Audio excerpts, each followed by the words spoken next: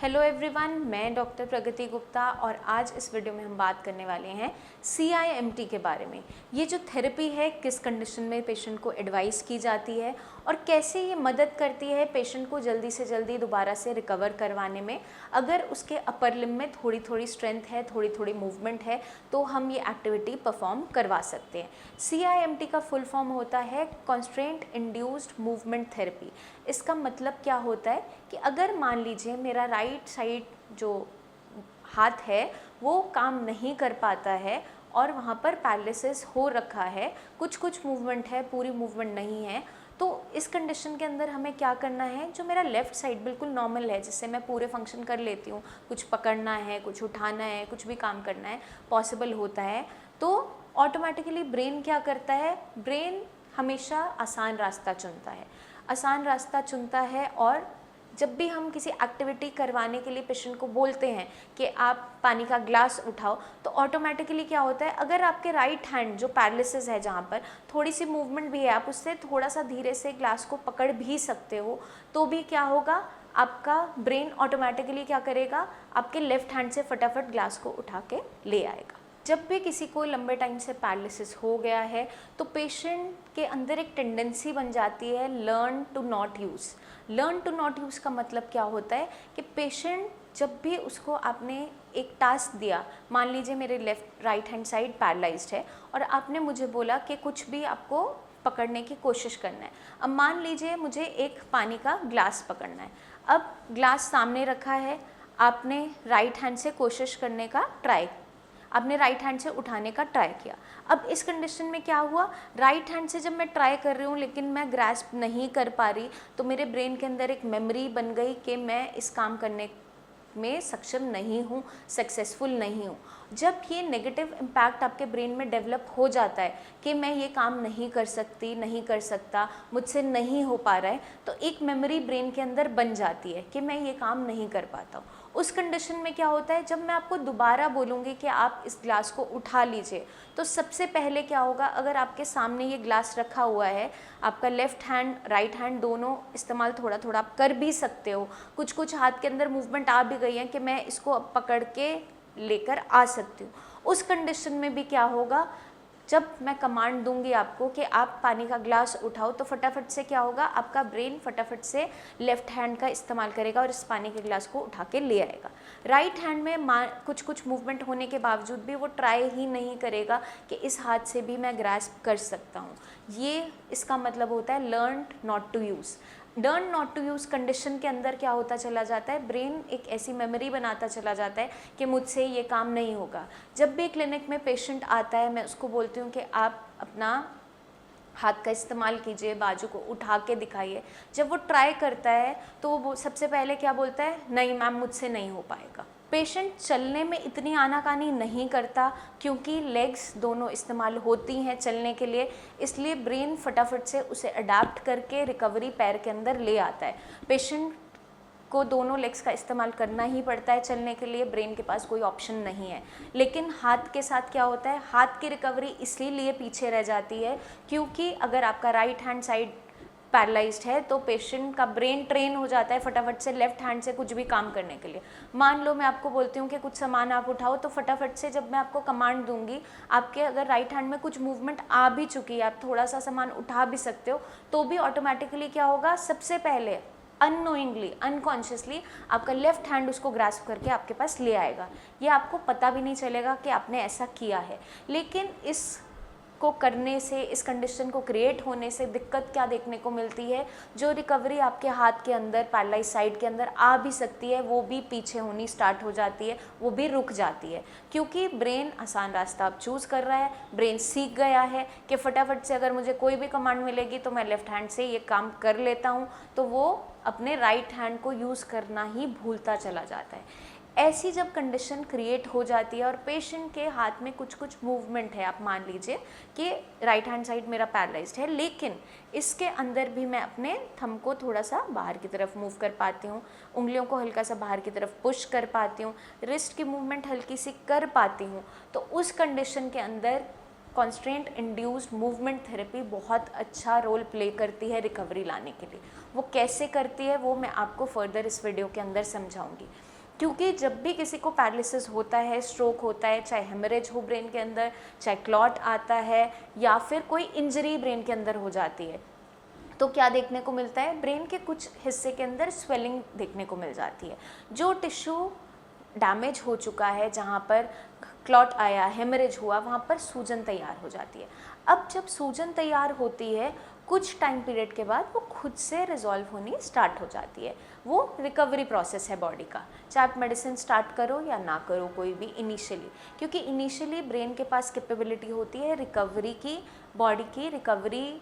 तेज़ी से आती चली जाती है। तो इनिशियल फेज़ में 4-5 दिन के टाइम में बॉडी क्या कोशिश करती है, ब्रेन क्या कोशिश करता है, वहाँ से सूजन कम करते हुए बाकी जो ब्रेन का हेल्दी टिश्यू है उसको इतना कैपेबल बना देता है, इतना स्टिमुलेट कर देता है ब्रेन को, हेल्दी पार्ट को, कि वो आपकी बॉडी की फंक्शनिंग को संभालना स्टार्ट करता है। वो फटाफट से अपने बीच में कनेक्शंस बनाना स्टार्ट करता है, सिग्नल भेजने लगता है, जो आपके न्यूरॉन्स हैं बाकी हेल्दी है वो आपस में कनेक्शन बनाने लगते हैं, साइनाप्स बनाते हैं और वहाँ से कंडक्शन दोबारा से हाथ की तरफ स्टार्ट करते हैं, पैर की तरफ स्टार्ट करते हैं, जो मूवमेंट नहीं हो पा रही है उसको करने की कोशिश करते हैं। इस प्रोसेस के दौरान अगर हम पेशेंट को अच्छे से सपोर्ट करते हैं एक्सरसाइजेस के साथ, मेडिसिन के साथ, तो पेशेंट बहुत जल्दी रिकवर कर जाता है। अब अक्सर जो गलती की जाती है या पेशेंट जो सीख जाता है, अडाप्ट कर जाता है, वो क्या होता है, नेगेटिव जो इम्प्रेशन वो अपने ब्रेन के अंदर बनाता चला जाता है। एक बार काम जब उससे नहीं हो पाता, अगर उसे लगता है एक बार उसको आपने कोई भी टास्क दिया और वो नहीं कर पाया, मान लो आपको कुछ सामान पकड़ने के लिए आपने बोला कि अपना राइट हैंड यूज़ करो और सामान को उठाओ, अब उस कंडीशन में आपके पास इतनी कैपेबिलिटी नहीं थी कि आप सामान को ग्रैस्प भी कर पाते हो, आपके हाथ में इतनी मूवमेंट नहीं है कि मुट्ठी को बंद कर पाते हो, पकड़ पाते हो। उस कंडीशन में जब आप फेल होते हो उस टास्क को करने के लिए, जब आप सामान को उठा नहीं पाते हो, तो ब्रेन एक नेगेटिव रिस्पॉन्स शो करता है, वो सीख जाता है कि अब मुझसे इस हाथ से काम नहीं होता। तो जब जैसे जैसे थोड़ी थोड़ी रिकवरी आने लगती भी है आपके राइट हैंड में, राइट हैंड दोबारा से चलने की कोशिश करता भी है, मूवमेंट करने की कोशिश करता भी है, मान लो आप कंधा उठा पाती हो, एल्बो मूव कर पाती हो, रिस्ट मूव हो जाती है, अंगूठा थोड़ा सा मूव होता है, मुट्ठी बंद हो जाती है, उस कंडीशन में भी जब मैं आपको कोई टास्क दूंगी कि आप ये काम करो, हाथ से कुछ सामान पकड़ो, उठाओ, तो सबसे पहले ब्रेन क्या करेगा, लेफ्ट हैंड से उठा के उसे ले आएगा। इस कंडीशन के अंदर पेशेंट की रिकवरी स्लो होती चली जाती है और पेशेंट की जो रिकवरी अच्छी आ सकती थी वो एक स्टेज पे आके रुक जाती है। जब भी ऐसी कंडीशन आती है, उस कंडीशन में अपर लिम्ब की रिकवरी के लिए, हाथ की रिकवरी के लिए, मूवमेंट्स जो छोटी छोटी मूवमेंट्स है, फाइन मूवमेंट्स है, उसकी रिकवरी के लिए कॉन्स्ट्रेंट इंड्यूस्ड मूवमेंट थेरेपी बहुत अच्छा काम करती है। इसके अंदर हम क्या करते हैं, जब भी हम CIMT करवाते हैं पेशेंट को, उसके अंदर हम क्या करते हैं, जो आपका अगर लेफ़्ट हैंड मेरा बिल्कुल ठीक है, पैरालाइज नहीं है, राइट हैंड में पैरालिसिस है, तो मैं क्या करूँगी उस कंडीशन के अंदर, कुछ मूवमेंट मेरे राइट हैंड में आ चुकी है कि मैं सामान थोड़ा थोड़ा पकड़ लेती हूँ, उस कंडीशन में मैं क्या करूँगी, आपके लेफ़्ट साइड जो हाथ बिल्कुल ठीक है उसको हम टाई कर देते हैं, या तो बैंडेज से, या फिर आप किसी दुपट्टे की हेल्प से कर सकते हो, या फिर आप उस पर ग्लव पहन के कर सकते हो। आपको क्या करना है, ब्रेन को दोबारा से कमांड देनी है कि आप सामान उठाओ। अब उसमें क्या करो कि जो पार्ट आपका ठीक है, लेफ्ट हैंड बिल्कुल अच्छे से फंक्शन करता है, आपने उसको बंद कर दिया, तो ब्रेन दोबारा से न्यूरोप्लास्टिसिटी स्टार्ट करता है, दोबारा से अडेप्ट करेगा, सीखेगा और कोशिश करेगा अपने राइट हैंड को मूव करने की, उसको एक्टिव बनाने की। इस कंडीशन के अंदर पेशेंट के ब्रेन में जैसे जैसे रिकवरी आती है, अडाप्टेशन आती है, उसका जो बॉडी का पार्ट पेशेंट का अब पैरालिसिस जिस पे हो चुका है, जो मूवमेंट नहीं कर पाता है, वो दोबारा से कोशिश करता है, एफर्ट करता है सीखने की। अब मैं आपको दिखाऊंगी किस तरीके से हम CIMT परफॉर्म कर सकते हैं। अब मान लीजिए मेरे राइट हैंड साइड में पैरालिसिस है और मेरा लेफ़्ट हैंड जो है वो बिल्कुल नॉर्मल है, तो इस कंडीशन में मैं क्या करूँगी, जैसे आप देख सकते हैं मैंने एक टाई की हेल्प से इस हाथ को बांध दिया है। अब अगर आपका जो पार्ट ठीक है, अगर आपके राइट साइड में पैरालिसिस है, मान लीजिए लेफ़्ट हैंड बिल्कुल अच्छे से काम करता है, आप उसको या तो टाई की हेल्प से, किसी भी दुपट्टे की हेल्प से, किसी भी क्लॉथ की हेल्प से या बैंडेज की हेल्प से उसको बांध दिया। अब जब बांध दिया है उस हाथ को, वो वहाँ पे रिस्ट्रिक्ट हो गया, मूव नहीं कर सकता। अब मेरे राइट हैंड में जहाँ पैरालिसिस है, जो ऑलरेडी मूवमेंट कम करता है, ज़्यादा मूवमेंट नहीं कर पाता है, अब हम क्या कमांड करेंगे उसको चलाने के लिए। अब ऑटोमेटिकली ब्रेन कैसे सीखेगा, अब मेरा लेफ्ट हैंड तो मैंने बांध दिया है जो ठीक काम करता है, अब मुझे टास्क दिया जाता है कि आपको कोई सामान उठाना है। अब ऑटोमेटिकली ब्रेन के पास कोई रास्ता नहीं रह जाता, क्योंकि जो उसका पार्ट ठीक है जिसको वो फटाफट मूवमेंट करता है वो अब बंध चुका है, उसके अंदर मूवमेंट नहीं हो पा रही है, उसको हमने बांध दिया है, उसको हमने एक मोबाइल पोजीशन से इमोबिलाइजेशन में कर दिया है, अब वो मूव नहीं हो सकता। अब इस कंडीशन में जब आप पेशेंट को कमांड करते हो कि आप अब सामान उठाओ, या आपके आगे कुछ पेन रखा है उसको उठाने की कोशिश करो, कोई पेपर रखा है उसको उठाने की कोशिश करो, तो उस कंडीशन में क्या होगा, ब्रेन ऑटोमेटिकली दोबारा से कोशिश करेगा, अडाप्ट करेगा अपने राइट हैंड से काम करने की। ये उस कंडीशन में हमें पेशेंट से करवानी है CIMT थेरेपी, जब पेशेंट के हाथ में कुछ कुछ मूवमेंट्स हो। उस कंडीशन में आप ये थेरेपी इस्तेमाल नहीं करेंगे जहाँ पेशेंट का हाथ बिल्कुल भी मूव नहीं कर रहा है। जहाँ पेशेंट के शोल्डर में थोड़ी स्ट्रेंथ है, एल्बो थोड़ी मूव कर पाता है, रिस्ट थोड़ी थोड़ी मूव कर पाता है, अंगूठा मूव कर पाता है, फिंगर्स में हल्के हल्के मूवमेंट है, जहाँ लगता है कि पेशेंट को आप पुश करने से, सिखाने से दोबारा से ये जो टास्क है वो करवा सकते हो, उस ही कंडीशन में हमें CIMT करना है। अब मैंने आपको बताया किस कंडीशन के अंदर हम CIMT कर सकते हैं। इससे फ़ायदा क्या होता है, ब्रेन दोबारा से सीखता है। पैर बाय डिफ़ॉल्ट जल्दी ठीक हो जाता है, क्योंकि बिना दूसरी लेग को यूज़ किए एक लेग की हेल्प से हम नहीं चल पाते हैं, तो पेशेंट का ब्रेन ऑटोमेटिकली जल्दी सीख जाता है चलना। अब हाथ की रिकवरी इसीलिए लोगों में पीछे रह जाती है। जितने भी मैं पैरालिसिस पेशेंट से मिलती हूँ उनमें मुझे यही देखने के लिए मिलता है कि पैर तो अच्छा फंक्शन कर रहा है लेकिन हाथ में रिकवरी नहीं है। कुछ पेशेंट्स के अंदर मैंने हाथ में बहुत अच्छी रिकवरी देखी, पैर से भी पहले हाथ रिकवर हुआ। वो कौन से पेशेंट थे, जिनका या तो कोई ऐसा काम था, ऐसा ऑक्यूपेशन था जिसमें उन्हें बैठे रहते हुए हाथ का इस्तेमाल ज़्यादा करना है। जैसे कुछ पेशेंट शॉपकीपर थे, उन्हें सामान उठा उठा के देना था, तो वो जब कस्टमर को देते थे कोशिश करते रहे बैठे बैठे, क्योंकि चलने में ज़्यादा एफर्ट उन्होंने नहीं लगाया, तो उन पेशेंट के अंदर क्या देखने को मिला, हाथ जल्दी रिकवर कर गया, क्योंकि हाथ को हमने बार बार काम करवाया, बार बार सिखाया, तो हाथ जल्दी ट्रेन हो गया। अब सब पेशेंट्स में ऐसा देखने को नहीं मिलता,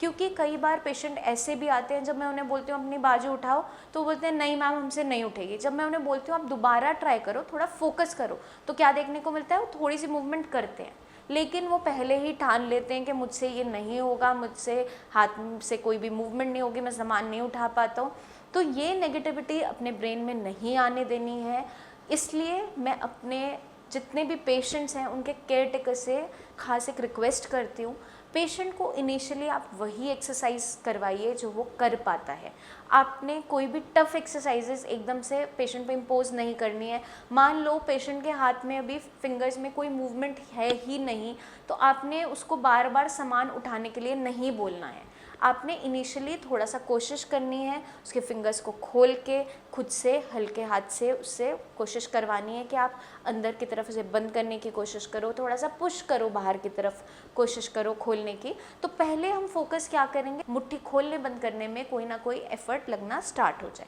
उसके बाद ही हम पेशेंट को बोलेंगे कि आप सामान को उठाओ। अगर हम इनिशियली हाथ की एक्सरसाइजेस जो ज़रूरी थी फिंगर्स को खोलने के लिए, बंद करने के लिए, जैसे आप मान लो स्माइली बॉल आती है, हाथ में बंद करके आप खोलो बंद करो, पेशेंट का एफर्ट लगवाओ, उससे पहले ही अगर मैं पेशेंट को बोलूँगी आप फटाफट से पहले सामान उठा के इधर लेके आओ, जब पेशेंट से वो काम नहीं होता है तो पेशेंट के ब्रेन के अंदर एक नेगेटिव मेमोरी उसकी बनती चली जाती है और पेशेंट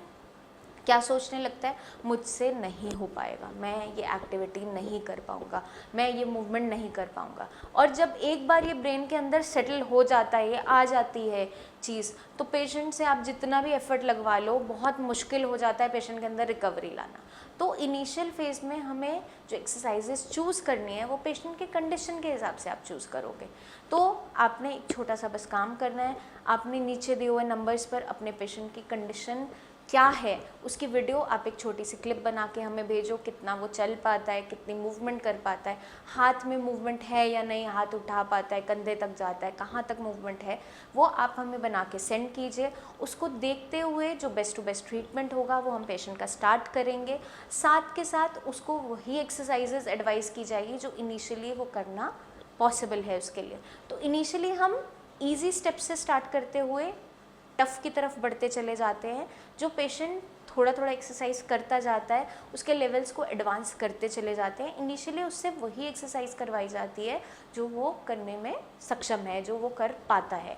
अगर हम पेशेंट को बहुत ज़्यादा पुश करते हैं, उस पर एक्सरसाइजेज इम्पोज करते हैं कि ये आपको करनी ही करनी है, और आप देख रहे हो कि उसके जॉइंट में वो मूवमेंट है ही नहीं, अभी वो कर ही नहीं पाता है, तो उस कंडीशन में पेशेंट अपनी उम्मीद छोड़ता चला जाता है। तो ऐसा काम नहीं करना है। आप मान लीजिए कि पेशेंट के राइट हैंड में कुछ मूवमेंट है, थोड़ा सा सामान वो पकड़ लेता है, लेकिन पूरा कम्प्लीटली एक हाथ से वो सब कुछ नहीं कर पाता है, तो उसको आप क्या बोलोगे? अगर आपने पानी की बॉटल उठाने के लिए उसे बोला है तो उस कंडीशन में उसका राइट हैंड से लेफ्ट हैंड भी थोड़ा सपोर्ट करेगा। अब आप क्या करोगे? उसको बोलोगे पानी पीने की आप कोशिश करो, तो दोनों हाथ की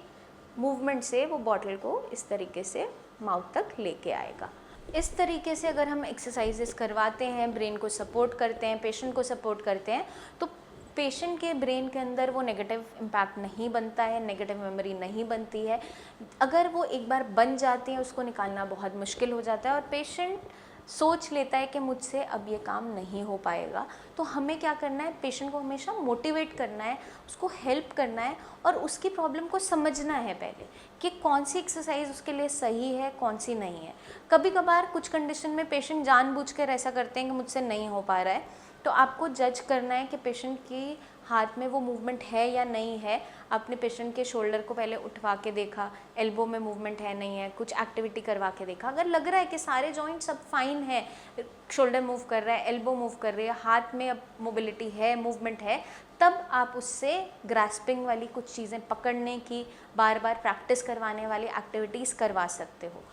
तो हमें क्या ध्यान रखना है? CIMT जो थेरेपी है वो तभी करवानी है जब पेशेंट के जो पैरालाइज साइड है, मान लीजिए राइट हैंड मेरा पैरालिसिस है, उसके अंदर कुछ कुछ मूवमेंट है। बिल्कुल जब निल है, मूवमेंट ज़ीरो है, कुछ भी मूवमेंट नहीं हो पा रही है, उसमें आप CIMT नहीं करवाओगे, क्योंकि अगर आप उस कंडीशन में करवाते हो ब्रेन के अंदर एक नेगेटिव मेमोरी जनरेट हो जाती है और पेशेंट को लगता है कि दोबारा मेरे हाथ में कभी मूवमेंट नहीं हो पाएगी। तो ऐसी गलती आपने नहीं करनी है। ये चूज़ करना ज़रूरी है कि किस कंडीशन में हम उन्हें CIMT देंगे, नहीं देंगे, वो मैंने आपको इस वीडियो में पूरा समझा दिया है।